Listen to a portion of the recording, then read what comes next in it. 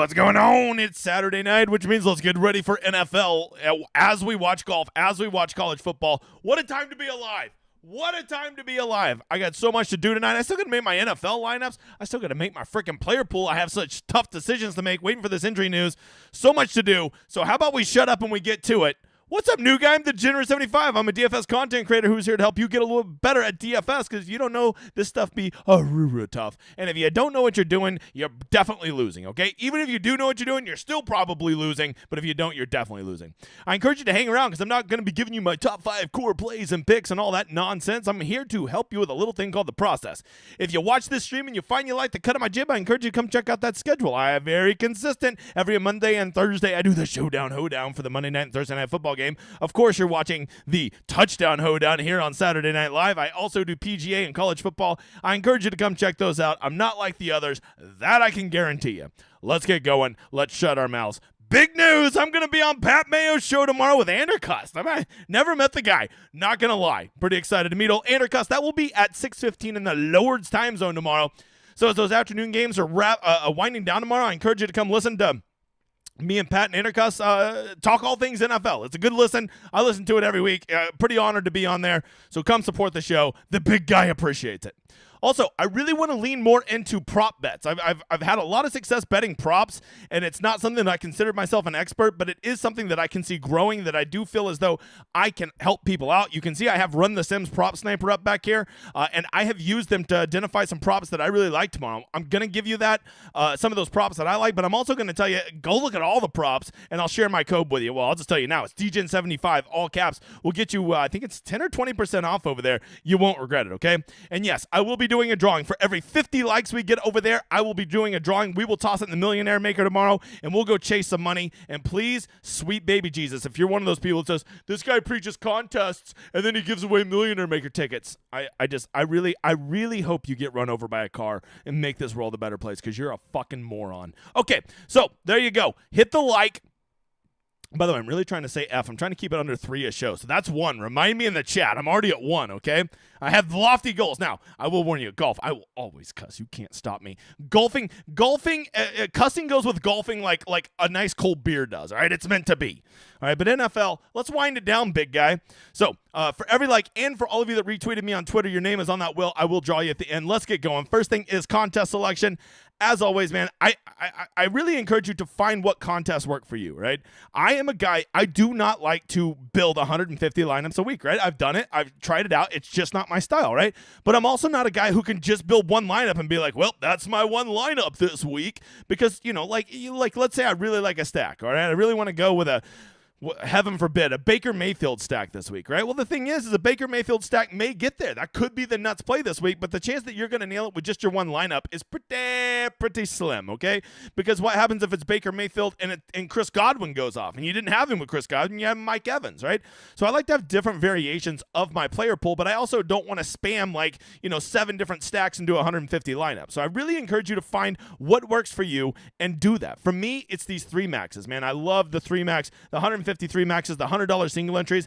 I like to do roughly about 20 lineups a week. I didn't arbitrarily pull that number 20 straight out up my ass. I did it through a lot of trial and error and figuring out what works for me, what gets me to the number of tournaments. And if you think, oh, you like 20 lineups, so you got to play in a 20 max. No, you can play in a bunch of 3 maxes, play in some single entries, and you can get to 20 lineups. It doesn't have to all be in the same contest. Just do 20 lineups total and try every time you get into a contest to max enter it, right? They have that 33.5 max, so that could be 5 of them right there. A $100 single entry, a $50 single entry, a $12 single entry. Now all of a sudden you're already up to 8 lineups, right? So there's different ways to get to your 20 lineups. It doesn't all have to be in the same contest. Matter of fact, I rarely put all of my lineups just in one contest.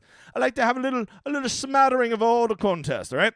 So that's contest selection for you this week. As always, please try to get in contests where only 10% goes to first. Second place is at least half of first, and 10th place is at least 10% of first. If you follow those rules, you will find that you will get much more money back when you hit good lineups and GPPs, which is all we're trying to do. The other thing is try to play in smaller contests, man. The one I won last week had like 750 people in it, okay? You don't have to beat the whole world, although that lineup pretty much would have beat the whole world, so it sucks it wasn't in one of the bigger ones, but that's the way the cookie crumbles. But the most important contest you should be in is mine. Go get in it right now. They didn't have it for me when I did the show with Tambo on Tuesday, our preview show, so now I'm a little nervous I'm not going to get it filled. Don't make me feel like an idiot. Go help me get this filled. It's 500 spots. It is reduced rate. It is a flat payout structure, and I really appreciate you. It's just growing the community, and you'll get shouted out by me on next week's show. Desert Fires 9321 took it down last week. Congratulations to you. I see a Ship It Nation logo there, and I see somebody flying the flag. You love to see it, okay? Go get in that contest. Editor, why don't you go ahead and put it right here in the chat for everybody. I already see well over 100 people in here, so if you guys just all go enter it, we're full. All right, just $5 3 max, $15, all right? Great payout structure. So you might get it all back plus some, big guy. It'll be in the description of this video if you need to find it, okay? Okay, cool. If I'm going to be the process guy, right, not the guy that gives you all the picks and the plays and all that nonsense, although I will be giving you some props. That's different because on props, we're on the same team. On DFS, you and I, we ain't on the same team, Bob. I want you to fail. Actually, I don't want you to fail. I just don't want you to do as well as me. I want you to be right behind me. That's where I want you, bud. All right, so the NFL process tip of the week is this. I do this every week where I give you something that I have learned through a long time of playing DFS sports. Some good, some bad, some indifferent. But I'll tell you what, for the past several years, it has definitely been trending up as I got kicked in the nuts long enough, and I said, hey, I don't like being kicked in the nuts. Why don't I change some things? And I've gotten a lot better at it, and that's called the process. And if that sounds like something you want to do, well, then these process tips should really resonate with you. So the NFL process tip of the week, this one is that when you hit a big one, don't change your process. At NFL DFS, all we're trying to do is just stay afloat. This is if you play GPPs. If you play cash, then you really are trying to grind out a profit every week. But if you're exclusively a GPP player, like I've basically been my whole life, then you are trying to play for 1, maybe 2 big weeks a year, right? You play and you just try to keep those losses minimized, because when you play GPPs, you're going to lose on a weekly basis, right? Even the best players may cash 30% of the time, and even that, I doubt it, okay? But eventually, if you have a good process, you continue to construct lineups, and you get into good contests, you will probably hit a big one. Almost certainly, if you can manage to have your money last long enough. And this last week, yeah, I hit a pretty big lineup, right? It was a pretty good lineup, right? It wasn't like, oh, I can retire, but it was good money, right? It was enough money that essentially the rest of the season is a free roll for me now, right? I have enough money that there's no way I can finish down on the NFL season, all right? And why is that? Well, the answer is very simple. So often when people hit a big one, they'll be like, oh shit, man, I'm about to go play I'm going to play like $10,000 this week. Well, do you normally play $10,000? No, I normally play like 500. And you're going to jump up to 10,000 in 1 week because you have some extra money in your account, and because you had one good week, you think you're Nostradamus now and you have all this figured out? You don't. All right. It is very hard to win GPPs. You're very, very lucky if you can get one a year at NFL, right? And so when you get it, stick to the game plan. Stick to what you did. At the start of the year, I said, I'm going to play about $2,000 a week, and playing $2,000 a week, I'm just going to take flush wounds and flush wounds and flush wounds until I hit a big one. And then if I hit a big one, well, then I'm going to try to hit another big one, but I'm not going to change the $2,000 I play a week. I see so many people fall into this trap where they hit a big one, and then with 2 or 3 months, they go start playing at stakes that they're not comfortable at. They don't have experience building lineups at that level, and they blow through all their money. So don't be that guy. You will hit a big one. You will hit something that is way bigger than you ever thought you could hit one day if you play long enough and you make good lineups. That I promise you, okay? And the best advice I could give you is stick to your process. If you want to gradually, if you hit 2 or 3 of them, you gradually want to work up to the level, you can. But if the biggest thing you ever played is a $5 single entry, and now you're trying to play in the 333 Wildcat and max entering that, bro, you ain't ready for that life, all right? And you are just going to blow through all your money. This is what lottery winners do. They get a little taste of it and they blow all through it because they don't know how to deal with it, all right? So keep to the game plan. Keep that money around and become a long-term winning player at DFS, right? Don't give it all back to the house. When you hit black 8 at the roulette table, don't go put all the money right back on the table. Walk away. Well, get a drink first, right? Because you're in Vegas. It's free. Get the drink because you were gambling. Don't forget to tip your waitress. Then get the hell away from the table, okay? That is your process tip of the week. Let's get over to the Rosetta Stone. But before we do, please understand that I make my own projections and I make my own ownership, and I load it all right here into this thing called the Solver. New guy, if you don't know about projections and you don't know about ownership and you don't know about optimizers, I'm just going to tell you, you are almost playing a game that's passed you by, right? You're an analog player in a digital world, my brother, to quote Ocean's 13. And I'm just telling you, you're going to have to get hip to the time, right? Once you get into this world, it is not that intimidating. Projections are just how, we're projecting guys to do. And then you can take that and this optimizer, you pick the guys you like, it will make the best versions of that player pool. So you need projections you can trust, which I will make for you, and you need a smart optimizer to make the best versions of those player pools that can do things like stack, that can optimize the best version of those stack and give you a run back and a secondary correlation, right? You need all those things. And this is what the Solver does. I highly encourage you to check it out. Use that little symbol right there, Hoedown. Not only will you get the optimizer, you will get all of my ownership and points projections for PGA, NFL, college football. Everything's automatically loaded in there. By the way, I'll even have NASCAR come this February. Hails to the yes, Jim. Hails to the yes. So check it out. A lot of these optimizers, $150 a month. This one, you can get all the sports, $39.99 a month. Insane. And that's with all my projections included. Highly encourage you to check that out. Bobathan. All right, let's check the weather. That's the first thing we should check. There are a couple games tomorrow that have me a little concerned, right? We're starting to get to that point of the year where, like, up north, the weather be getting a little feisty, all right? It's almost Halloween time. I know because I've been watching Michael Myers all day just chopping people the fuck up, all right? Love it. That's 2, by the way. You get me talking about Mike, the F-bombs are going to slip, all right? I love me some Michael Myers. Not the tight end for the Raiders, although he is trending. All right.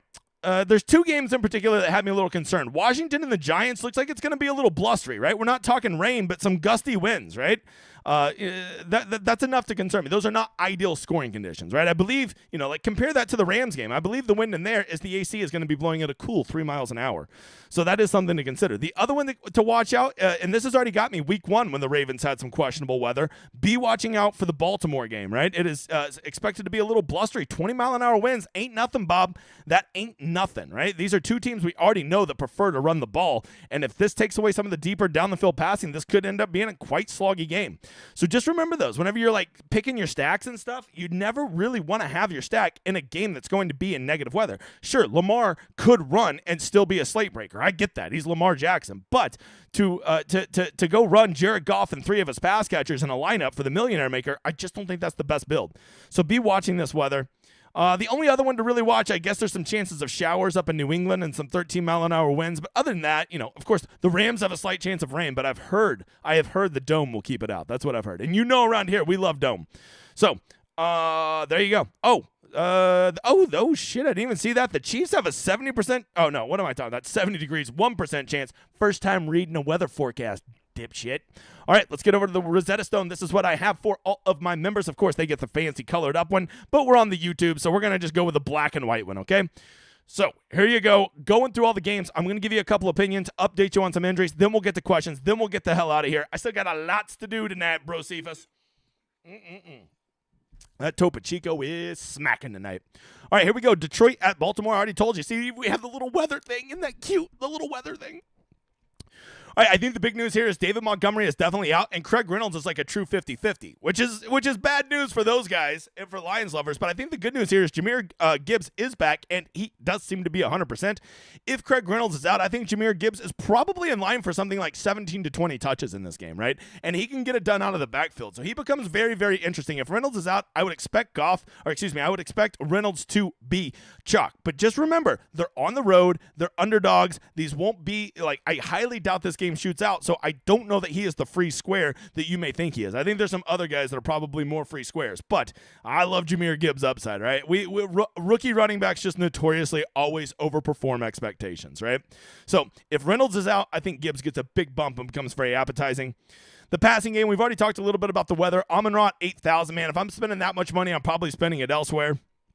And I think the other big news we'd want to know from the Lions is Sam Laporta does seem like he is trending towards being back and will be playing. So Detroit has all their pass-catching weapons back. They just don't have their running backs, right? We already know that Montgomery's out and Reynolds could be out. For Baltimore, it appears as though everybody's healthy. Really, the only 3 guys that I would seriously consider from Baltimore, and this is me. You play whoever the hell you want because I want you to know a little secret, new guy. I don't give a shit who you play. But the only 3 guys, if I were considering Baltimore, would be Lamar, Zay Flowers, Mark Anderson, right? They're basically getting all the usage. They're definitively the 3 best players. If, playing guys like Rashad Bateman, Nelson Aguilar, Odell Beckham, Justice Hill, guys like that, that's showdown shit, right? On main slate, there's just so many good options. I don't think you need to be trying to nail punts like that. Maybe if you're playing in the Millionaire Maker, you could take a flyer on one of those guys. But if you're playing in well-structured contests with like 1,000 people in it, you don't need to be playing these crazy flyers, man. That's where so many people kill their lineups, is being like, well, this guy could go off. Yeah, well, I mean, a lot of things could happen, but they're so unlikely. You're basically just pissing away one of the spots in your lineup. So if you're in well-constructed tournaments and contests, you don't need to play these crazy punts. Las Vegas and Chicago, a game like, look, we even did the radioactive symbol. First time we've had to bust that out. I think this is the lowest total I've seen all year, just a mere 37.5. For Vegas, Garoppolo's out, so Hoyer is in. I think that Josh Jacobs could be in a great spot here. He might get 25 carries, right? This could just be the sloggiest game ever. He gets 25 carries, falls into the end zone once. He probably gets there, right? If we've seen it pay off more than once with Jamar Chase, and we've seen it pay off with CeeDee Lamb. The squeaky wheel gets the oil, so watch out for Devontae to get a bunch of targets this week. If Hoyer can even throw a forward pass, that is. From there, it is October, so we always got to be aware of Michael Myers. Am I right? He's a tight end. He's getting more and more usage. And don't forget about the other Myers. I know his name's Michael Mayer, okay? Get a sense of humor, Dickie. Jacoby Myers, look, now that he's over 6,000, that's like, whoa. When did he become a stud? And I do like Jacoby Myers. He is a legit wide receiver this year. But now when Brian Hoyer is his quarterback, moving on. For Chicago, Justin Fields is out. Tyson Bagent is in. Whatever. If you want to play Chicago's passing game, you go ahead. All right, if you're in a Millionaire Maker with something like 200,000 people and you need to get weird, go get as weird as you want to get. But I think I'll die on the hill of no thanks, Bob. That's what I think I'll die on there. I do think Deontay Foreman's interesting. He was kind of like chalk flop last week, so maybe this is a good bounce back spot. Still under $5,000 is a really nice price. I do think he's in line for probably 15 to 18 touches. He falls into the box once in a sloggy type game. It's not like the Raiders have been lights out at defense this year. I could see him getting there. The big news for Cleveland is it does appear as though Deshaun Watson is done faking his injury and he is going to play this week. I think that makes this game a lot more interesting, right? They're already they're going to be in the dome in nice conditions. We've already seen the Colts give up some points in the dome, and Deshaun Watson at 5,700 is actually very fairly priced, right? Kareem Hunt is a little questionable, and the fact they signed somebody today. I'm already forgetting the name of who they signed today, but the fact that they signed him made me think that like Kareem Hunt is probably not going to play tomorrow. So I think Jerome Ford at 5,100 might be the best punt running back that no one's really going to think about, right? Indianapolis run defense has not been great. I think Ford could get 18 to 20 touches, and the guy's pretty good. And there's a good chance he'll be playing in a script with a Browns are ahead, and he gets there. I also always like Amari Cooper in nice conditions. Whenever he's in a dome, give me some Amari Cooper. He has Deshaun Watson back. I don't love stacking Cleveland tomorrow, but man, Amari Cooper is a one-off piece. I would be shocked if he's over 5%. He could be that random one-off piece from a game that gets there for you. David Njoku, that guy has not been on fire. Well, he has and he hasn't, but not in the way we want him to be, right? So I'm still waiting to see on him. Maybe with Watson being back, he'll be playable again. Indianapolis, Gardner Minshew, he got me there last week. Love you, Gardner. You're your stupid mustache. But, man, I just got to tell you, the guy's not playing real well, right? He's not playing real well. The one selling point I could give you is that Granson is out. So, basically, like 2, maybe 3 guys are going to be getting the ball. It's going to be Pittman, Downs, and to a lesser extent, Pierce. And that's assuming Pierce is even active to play, right? He got banged up at the end of last week, and he might be out also. I've also heard that Jonathan Taylor is likely to get about 60% of the workload this week, so I think you're slowly starting to see him take over that backfield. But man, at $6,500, he's already being priced like he's a guy who's getting 80% of the workload. So unless you think him or Moss are going to be super efficient, I just don't think they're playable. Moving on to Buffalo and New England, we've already said we have some weather concerns with this game. Buffalo has not been as great on the road as they have been at home. Really, they've kind of been hit or miss all year. New England is always sneaky tough against the Bills for some reason. Josh Allen and Stephon Diggs is a stack that makes a lot of sense, but man, you are spending so much of your money on that stack, right? It's just a really expensive stack, and if you've not seen that stat floating around, the Patriots are notorious for taking out number 1 wide receivers, so maybe this is the time you go play overpriced Gabe Davis, and he has the big game. You know he's good for 2 big games a year. That's the only way he gets there, right? From there, I think James Cook is always interesting. I'm a James Cook whore, but I got to tell you, I wish it was Damian Harris that didn't go on the IR, and I wish it was Latavius Murray, so maybe James Cook could get a goal line carrier too. From there, Kincaid, Knox, they're both active. They're both going to be playing, but, this game just reeks of slogfest. Just my opinion, Bob. Moving over to New England, they're almost unplayable. I played Kendrick Bourne last week. He did me very well, but he basically got there just through straight volume. I think he had like 12 targets and 10 catches. It's just like they're not good. They're really not good. And if you made me play somebody, I would say Kendrick Bourne or one of these punt tight ends, but Ramondre just hasn't been efficient. They're likely to be in a game script where they're behind. Hunter Henry's banged up. It's like, who am I playing from New England, Bob? I don't know. Keep slapping that like button. We're almost to 100 likes. Getting over to Washington and the Giants, this is another game with Daniel Jones being out. Maybe Daniel Jones being out's a good thing.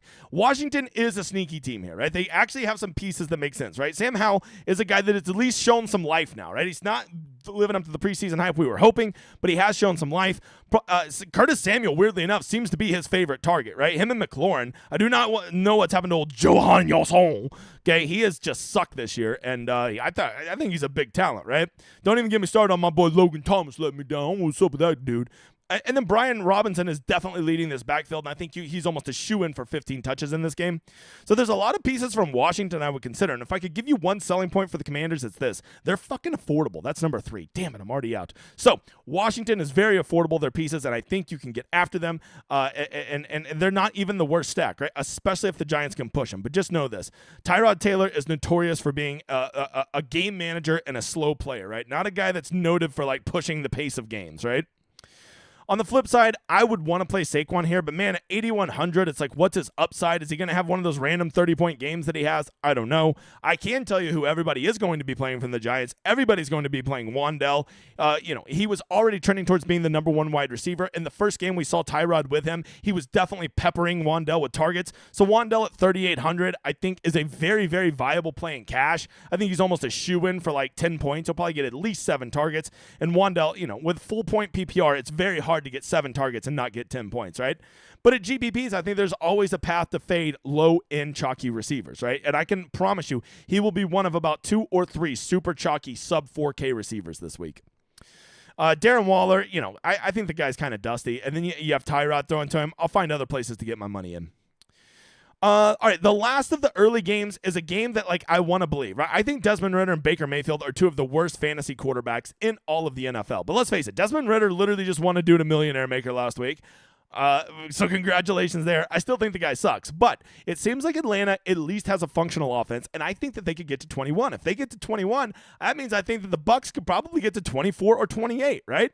So if you get a game that's something like 24 to 21 with this many cheap players in it, right? I mean, you're talking a very affordable Ridder and London and Pitts and Mayfield and White. I mean, there's just a lot of super affordable pieces in this game where you can stack this game, get a double stack of one of these quarterbacks, one run back, and now you have all the money in the world to go get whoever the hell you want from the other games. So do I think these teams are going to shoot out? No, but I do think that they're going to be a nice weather, and I think that they could have a good medium scoring competitive game, and with as cheap as these guys are, that could get you there. So at least consider it, okay? I'm never going to go to bat for Baker Mayfield as a fantasy quarterback, though. I love you, though, Bake. I love that, man. All right, let's get to the afternoon games because the afternoon games are weird. I think you have 2 games that are particularly nobody wants to play the quarterbacks, and you have 2 games everybody wants to play the quarterbacks, right? So with this, I think that offers us a lot of strategy with late swap, right? I think you can look at how you're doing early in the day, and if you're doing well, you can get on some of these chalkier stacks in the afternoon. If things aren't going well, there are some really obvious pivots, all right? So starting right here, Pittsburgh is a team that no one wants to touch. I literally don't think anybody on their team is going to be over 5% owned. So if things are going really poorly in the afternoon, just go switch to a Kenny Pickett stack. Not a soul will be on a Kenny Pickett stack, okay? So Kenny Pickett is going to be there. It seems like Jalen Warren might even be taking the backfield from Najee, but I'm just staying away from that until I get some clarity. Where I see something with Pittsburgh is in their passing game. They're likely to be playing from behind. They're going to be in a dome in nice conditions. Deontay Johnson is back this week, right? They didn't exactly rush him back either. So I would bet Deontay is probably going to be in for a full workload, and I bet he probably gets somewhere in the neighborhood of 9 to 11 targets, right? And if he does that at $5,000, he could get there, right? Especially if he falls in the box. And, I'm just going to make the assumption Pittsburgh's going to be playing from behind, and those are the kind of games I like Deontay Johnson in. I think George Pickens is also interesting, but man, at 5,500, I don't know. He's just all of his catches are so competitive that if he's not being God mode that day, it's hard to get there. On the flip side of that, everybody's going to want a slice of the Rams. Matthew Stafford is like with Kieran Williams out, they're going to be passing the ball more. They have no running backs. I think some people are going to play Zach Evans. Look at me. Don't play Zach Evans. Don't do it, right? I would rather play Darrell Henderson than Zach Evans. And I think Darrell Henderson's been on the roster for like 30 minutes, okay? Well, he used to be on it. Re-signed for the 30 minutes. To me, the real play is what do we do with Kupp and Nakua, right? Like, it seems as though Kupp is just back to being Cooper Kupp. Just put him in for 10 catches and 120 yards and a touchdown every freaking week. It's unbelievable. But the problem is, I think him and Nakua are so price prohibitive, they're almost impossible to double stack, especially with Stafford being up to 6,500, right? And what are the chances that Pittsburgh's really going to push this game and make it a 31-28 game? I'd say very little chance of that. So if there's one chalkier team that I'm willing to kind of get off that chalk, it would be the Rams, right? If you have a Rams stack and things are going really well early, well, then keep your Rams stack. But if you get off to a slow start tomorrow, I encourage you to consider switching off of that chalky-ass Rams stack. From there, another game that's going to be wildly popular, the Seattle-Arizona game. Once again, everybody wants Seattle. Nobody wants Arizona. So a Josh Dobbs stack right there will be a stack that nobody is considering that you can pivot to in the afternoon. You have Marquise Brown to, of course, stack him with, who he loves throwing the ball to. You can see 9 targets a game. And then you have Trey McBride, who seems to slowly but surely be passing old Zach Ertz, right? He's definitely more talented than old dusty-ass Zach Ertz, right? I'm not touching that running back situation in Arizona, but how about this? How about you just run a Dobbs stack and then run it back with probably the best running back on the slate in Kenneth Walker, right? Kenneth Walker is in an absolute smash situation here. He's at home, he's favored, and he's in a run-forward offense, right? So Kenneth Walker checks every box you would want to see. Zach Charbonnet has not really cut into that workload. The question is, do you really want to play a 45% owned running back on a main slate on Sunday? Only you know the answer to that. I did it last week with Mostert, and let me tell you something, Bob. I don't regret it. From there, I do think Geno stacks might go a little more under-owned than they probably should. I think that it should be a pretty popular one, but because so many people want to play Walker, I think they'll just lean Walker. But if you want to get off that Walker chalk, I think you just play a Geno stack. And here's what could really make a Geno stack super interesting, right? Is DK Metcalf is questionable. There is at least a chance he will be inactive tomorrow. If he is, I think that opens up a tremendous amount of value for Lockett and Jackson Smith-Njigba. And if those two guys are the main 2 receivers, I think a Geno stack with those 2 guys becomes kind of a nut play. You fade Kenneth Walker. So if Geno throws for 300 yards, 3 touchdowns, and Kenneth Walker doesn't get any touchdowns, well, not only have you hit a nut type stack with Geno and probably hit the wide receivers that got there with him, you've also faded the chalkiest player on the slate in Kenneth Walker. So don't be afraid, because usually when a quarterback does well, often that can mean that the running back is not doing well. So running a stack opposite of the chalkiest running back sometimes is the most clever play on a slate. Once again, we have another slate where I think a lot of people are going to want to play Green Bay and nobody wants to play Denver, right? This is basically like every game on the afternoon slate, which is great because it gives us plenty of chances to pivot, right? So here you go. Jordan Love, people are ready to believe. People have seen this Denver defense get shredded up, and Jordan Love can be easily stacked. You've got Christian Watson, who seems like he's getting back to 100%. You've got Romeo Doubs. You have Jaden Reed. You have Luke Musgrave. You have all kinds of cheap options to stack him with. You can stack him, and then you can go grab Allen and Kelsey from the other game, right? So he's just such an affordable stack. But here's what I'll tell you. Aaron Jones, who I need to put a little symbol on, is trending towards being back, right? I would say he's about 75% to play tomorrow. If he plays, I think that could completely change this offense, right? I think you see A.J. Dillon obviously get a major downgrade, but I think you could see them run the ball more, as they will be favorites, right? So, once again, if Jordan Love starts to become, you hear that stack getting a little bit of steam tomorrow, maybe the play is you just go play Aaron Jones and get off of it, right? And then you're knocking out 2 birds with 1 stone if Aaron Jones has a big game. For Denver, no one wants to touch them. They're radioactive. The running back situation, they're just spreading the ball around too much to make any of them real viable plays on a main slate. Russell Wilson, the guy, he sucks. I'll put it mildly. He really sucks. And then the wide receiver, they're trying to get rid of Jerry Jeudy. Marvin Mims is their most talented wide receiver, and they won't use him. And Courtland Sutton is, just vastly overrated. I guess he's their number 1 receiver because they refuse to make Marvin Mims their number 1 wide receiver. But, man, Denver, look, if you're going to run a Green Bay stack, you got to have somebody as a run back. But you're going to have to figure that out because, man, any love I have for a Jordan Love stack was gone when I had to see that I probably needed to run it back with a Denver guy. And then lastly, everybody's favorite chalk game on the slate with a 50-point total, two quarterbacks that love to sling it around. You have the Chargers and the Chiefs. I do think the Chiefs are going to be wildly more popular than the Chargers. Justin Herbert will probably be lower owned. I will tell you, I think there's something a little wrong with him, right? He's just looked a little off, like maybe something with his elbow, his shoulder or something. He just hasn't been completing those passes we've normally seen him complete. So I am a little concerned there. Austin Eckler looked okay in his first week back, but at 8,600, it's just so hard to play him. He is kind of game script proof because he still catches the ball even when they're behind. But man, $8,600, I don't know. I think there's other plays. I'm going to spend $8,600. Give me Keenan Allen because Justin Herbert basically throws the ball to 1.5 guys. He throws it to Keenan Allen, and then like the other 6 receivers are like the half guy, right? Keenan Allen will probably get 12 targets and could probably get there, right? Joshua Palmer did have a good game last week, but I don't trust that guy further than I could throw him.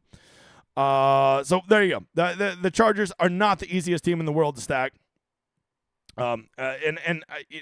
Everybody wants to play this game, and when there's a game like this where it's really chalky, but all the pieces are expensive, just in my experience, I have faded games like this very often. And I've done better, right? Now, when it's a chalky game and there's cheap options, those games are much more harder to fade, right?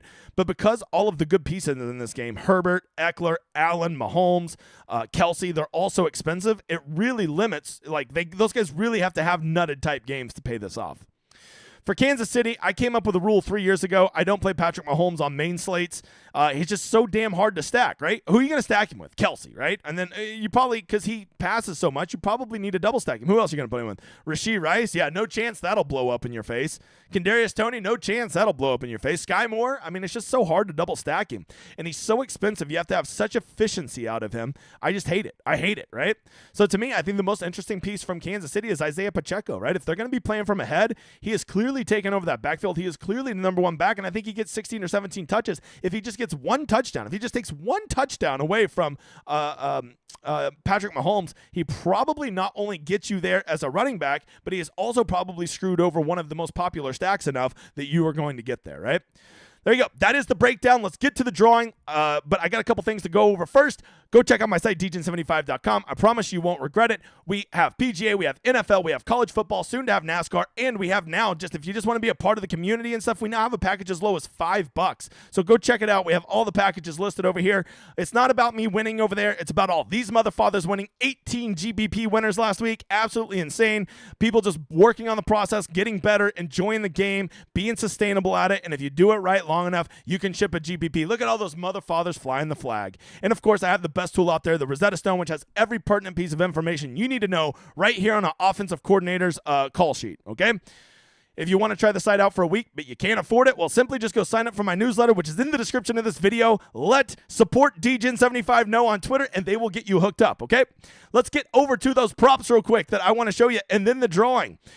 Over here, don't forget, use my code DGen75 and you can use the prop sniper at Run the Sims. It shows you what are the best props, what is the expectation to win, and what sportsbook you can find them at. If you're wanting to not lose at GPPs every week, right, go use this to supplement your income. These props are very good bets. These are plus EV bets, right? So here are some that I, using the prop sniper, found earlier today, right? Some bets that I've already placed that I think you can still get on. Patrick Mahomes under 284 passing yards. I think, I just think that this game is going to be a little bit slower than people think. I think that Kansas City gets ahead, and I think Kansas City starts running the ball. And with all those things in mind, I think that the under on Patrick Mahomes passing yards. But on the flip side of that, I actually really like Patrick Mahomes on the over on passing. He has rushed over 24 yards 5 of 6 games this year. He is scrambling as much as we've ever seen him in his career, and you can also get this 24.5 number over at FanDuel. I really like him to get over that because he is a guy that just runs around, and then when the defenses are always dropping, worried about getting beat, and he just rips off like 2 12-yard runs, or I guess a 12 and a 13-yard run, he's there, right? I just really like that one. And the last one to consider, old Michael Pittman, under 53.5 receiving yards. You can find that on Caesars and DK.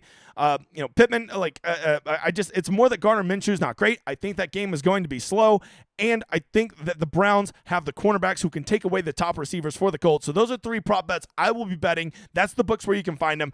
Feel free to hop along, go the other way. I don't give a shit, but I've already got my money down. All right, let's get to the winners real quick. Editor, I see 101 likes. Editor, go ahead and draw me 2 names. While he does that, I'm going to draw for my people that liked and retweeted over on Twitter. I appreciate you guys. This is to build a Millionaire Maker ticket with me tonight. Reach out to me on the Discord or on Twitter. And the winner is Dark No-No. Doctor No-No? All right, that's kind of a weird name. Wait, maybe he's just a really smart doctor, so he knows, not Dr. No-No, like he's naughty. All right, Editor is going to give us the 2 from the chat. While he does that, I want to tell you guys that me and Tambo are having a meetup at the Waste Management come this February. If you're interested in coming, the dates are right there. February 8th through the 12th, we're going to hang out, we're going to meet up, we're going to watch golf, we're going to watch the Super Bowl on television. So if you want to join up, let us know. We want to know how many people are coming. We might just get a big Airbnb and split it between everybody. So reach out to me. I'm not like one of those like famous people that like you can't DM because I'm like too pussy to check it. I'll fucking reply. That's 4. I missed it. It was the Lucy multiplier. All right, Nightbot says Neptune Drill and Sean Blankenship, you motherfathers, we're building a Millionaire Maker ticket, so reach out to me and we will build it. In the meantime, I'm going to take a swig of the cold brew, and by cold brew, I mean Topo Chico, and then I'm going to answer some questions, and then I'm going to get out of here and go watch some college football and start building NFL lineups and watch golf in Japan, because that's fun. All right, I see Nick with a super chat. Thank you again, Nick, for the super chats. The editor will get 1 small McFlurry because of this. Thanks to the zone, top 10 Nick will be in college again. I saw Nick take 3rd place in the 3 Max 150 today at college football. Man's on a heater. What else do you want to say? Thoughts on a Washington stack, Mike? You know, this is why I wait, Mike, I do this show before I really make my player pool, and I almost sold myself on a Washington stack. But I will tell you, I am a little concerned about that weather. So ultimately, I think that might scare me off. But that ain't nothing. Oh, this Quinn Ewers dying today. The main site contest full yet? Well, even if it is, just go hop in my contest, the $5 3 Max. Go get in there. Site's 501. No, the main contest isn't full. Don't ask silly questions. All right, let's see. What's the game tomorrow, D-Gen? I'll even throw a water boy in the lineup. I mean, I'm telling you, I think this Tampa Bay, I think this Tampa Bay Atlanta game is sneaky. And then I kind of almost have taught myself into like Pittsburgh's going to actually play offense tomorrow. And if you can run a Kenny Pickett stack, let's face it, the Rams have some amazing run backs. Amazing. And my dream would be is that Arizona can actually push the pace with Seattle. But man, Joshua sucks. Who is preferred Arizona receiver? Definitely Marquise Brown and then Wilson. And then after that, I'm not really interested in anybody. Let's see. Love the weekend college football. Hey, college football is fun, man. You know the best part about college football? It makes NFL get here just a little bit faster, doesn't it? And I want a couple bucks today. Because if you don't know, the big guy be real good at cash. Why is NFL DFS a kick in the ass? I mean, it is until it isn't, right? I was kicking the ass. I show it who's daddy. That's what NFL is, man. You just like if you maybe you haven't been doing it long enough to know what you have to do to just grind it out until you hit a big one, right? I had lost 4 of the first 5 weeks and then I hit a big one, right? There you go. That's how you do it. Is there any concern about Aaron Jones usage? Yeah, I mean, I would like to get word not only that he's active, but that they expect him to get a full workload, right? If it's one of those things where he's going to be, oh, man, Duke just got a pick 6. Let's go. If it's one of those things where he's going to be a little bit, limited, that really does, that really kills my interest in him. My kid says, oh, God, Hoedown again? Oh, Nick, I thought she liked my show. Why don't you break my heart? All right, who is this week's Desmond Ridder? Quarterback and a low total, but possibly a sneaky shootout potential. I don't know. Kenny Pickett? Deshaun Watson? There you go. There's 2 of them to consider. I don't know. I don't have one, right? I pretty much knew I was going with Gardner Minshew all week last week. I don't have that guy this week. I'm going to just sit there and stare at my screen until the answer comes to me, right? Maybe smoke some peyote. All right, do you think that the Giants are finished and the Jets are alive? Yeah, I think the Giants have done quit. I think they're ready to get into the old Caleb Williams sweepstakes. Brian Hoyer for all the money? Oh, God. You know, if this game was in a dome, Nick, I might be able to get there with you. But outside in a gusty Chicago, with the radioactivity, I don't know. I don't know if I can do it, big guy. What's good, D-Gens? Do you like the Arizona-Seattle game stacks? I would probably say let's go check that weather one more time. But like, if it's not going to be raining, which where the hell's the game? Yeah, it looks like it's just going to be partly cloudy with 7-mile-an-hour winds. That actually seems like pretty good weather for Seattle.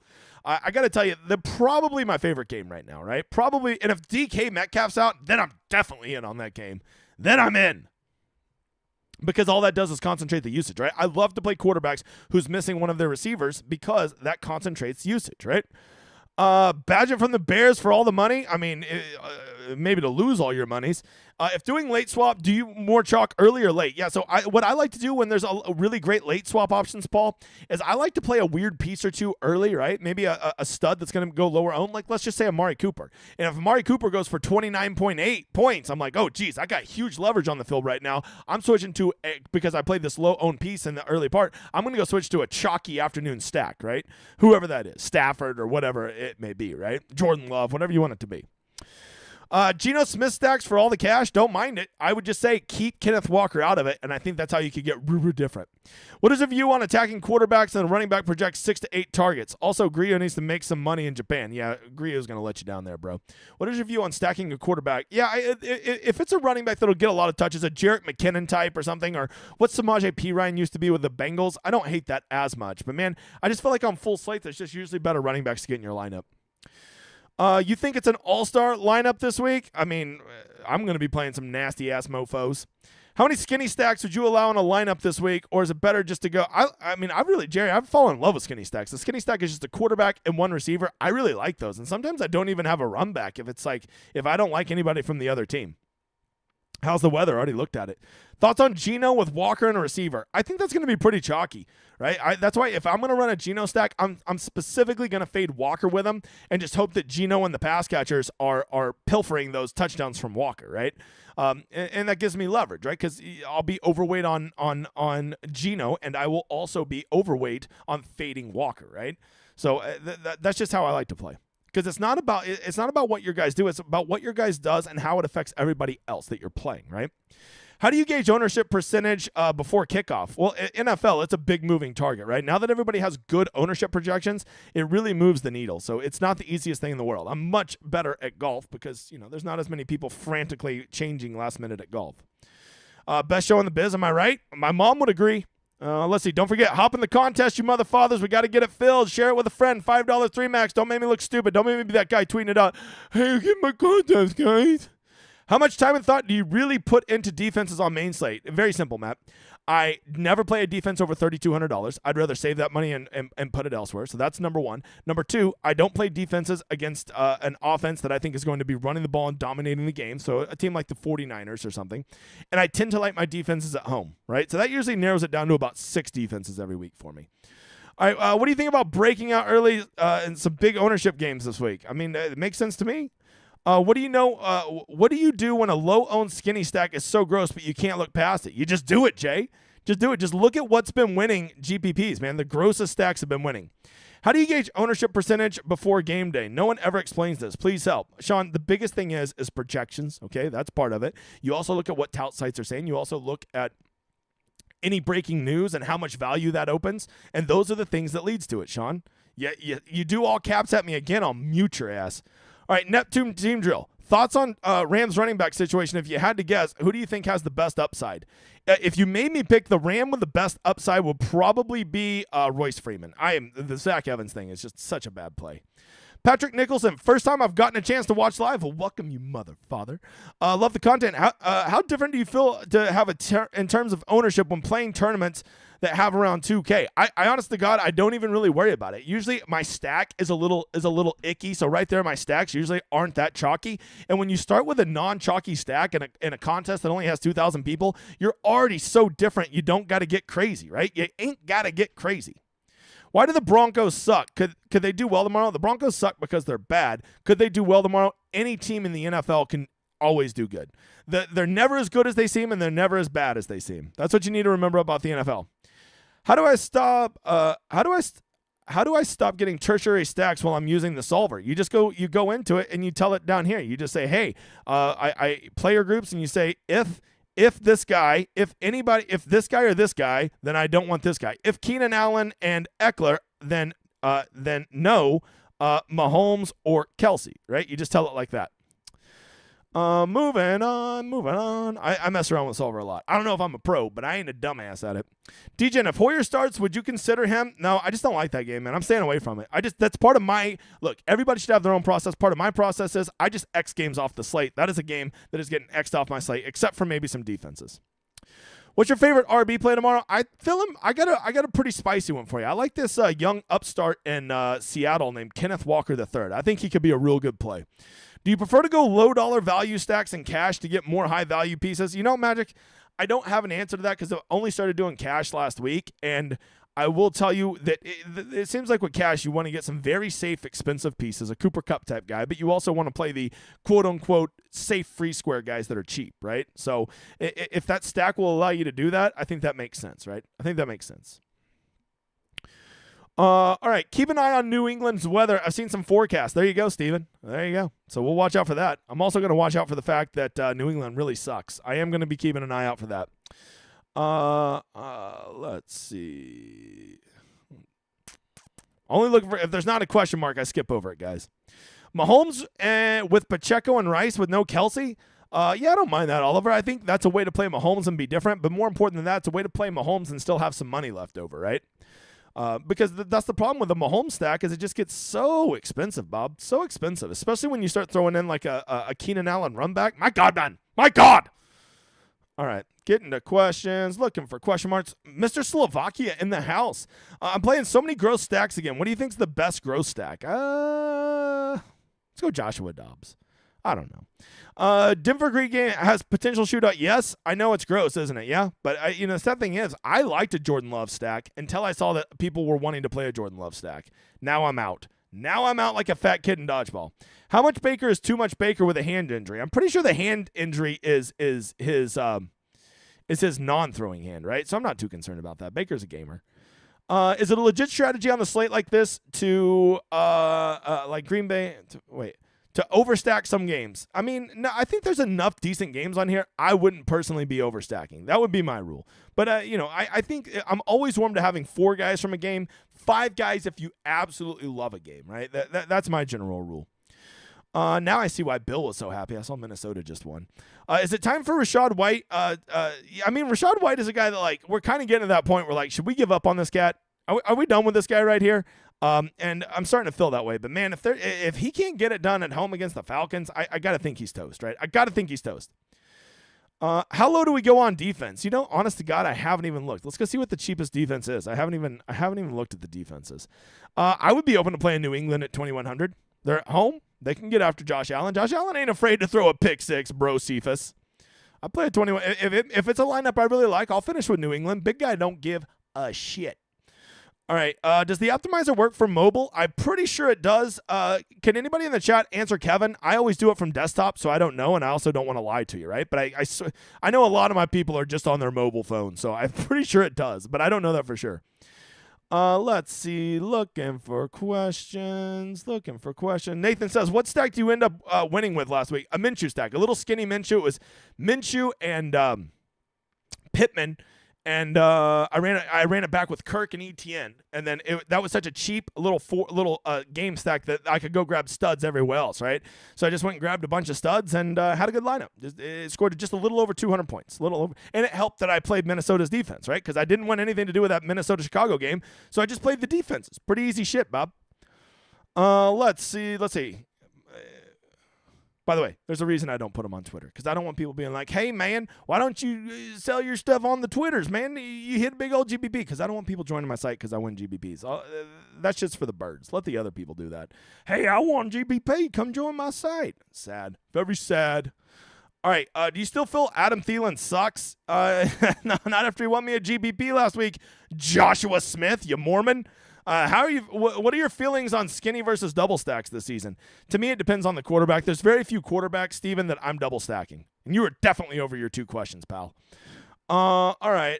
Go Collect says, if you consider a gross stack a 3-max contest, do you use the same quarterback? Okay, so I'll probably do about 20 to 22 lineups this week, and I will either run 1 stack or 2 stacks. Last week, I did 12 lineups. I only ran Minshew stacks, okay? So basically, I kind of just determine how many stacks I want to run. It's never more than 2, and I always give each stack at least 10 lineups. At least 10 lineups so I can get different variations of that stack, right?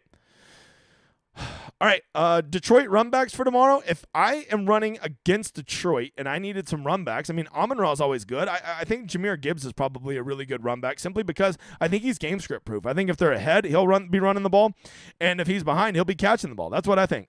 Hey, I cannot believe we still have 182 of you here, like Blink-182 with a new album this week. Kind of sucked, won't lie to you. Thank you for the 120 of you that hit the like. Please continue to hit the like. Tell a friend. Do not forget to turn on the notifications. Make sure to subscribe. We appreciate every single one of you being here. This has been awesome. I will see you again tomorrow on Pat Mayo Show, 6:15, Lord's Time Zone. Be there. And I mean, is it not incredible how much Pat looks like Brick from Anchorman? Absolutely incredible. It's been real, guys. I will talk to you tomorrow on Pat Mayo Show. Thank you for being here. I'll see you again tomorrow. Hasta luego, you mother fathers.